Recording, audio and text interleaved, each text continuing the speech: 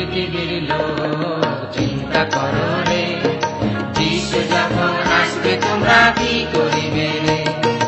এই পৃথিবীর লোক চিন্তা করো রে, যিশু যখন আসবে তোমরা কি করিবে রে। সমুদ্রের জল যেমন বয়ে চলে যায়, তোমাদের জীবন তেমনি চলে যায়। সমুদ্রের জল যেমন বয়ে চলে যায়, তোমাদের জীবন তেমনি চলে যায়। এই পৃথিবীর লোক চিন্তা করো রে, যিশু যখন আসবে তোমরা কি করিবে রে।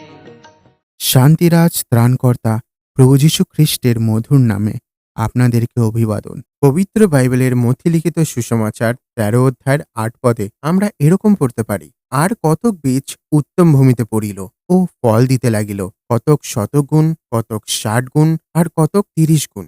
একদিন প্রভু যীশু বড় ভিড়কে দৃষ্টান্ত বলার সময় তাদের বীজ বপকের দৃষ্টান্ত বললেন, যেখানে বীজ বপক স্বয়ং প্রভু যীশু, আর বীজ সুসমাচারের বাক্য অর্থাৎ ঈশ্বরের বাক্য।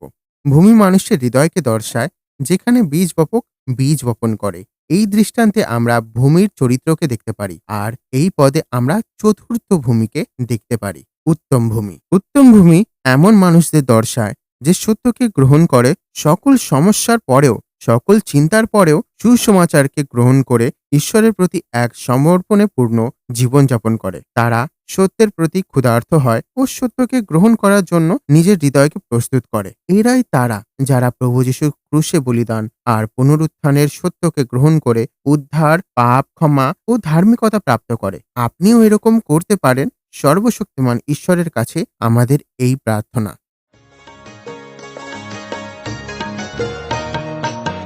পৃথিবীর লোক চিন্তা করো রে, যিশু যখন আসবে তোমরা কি করিবে রে।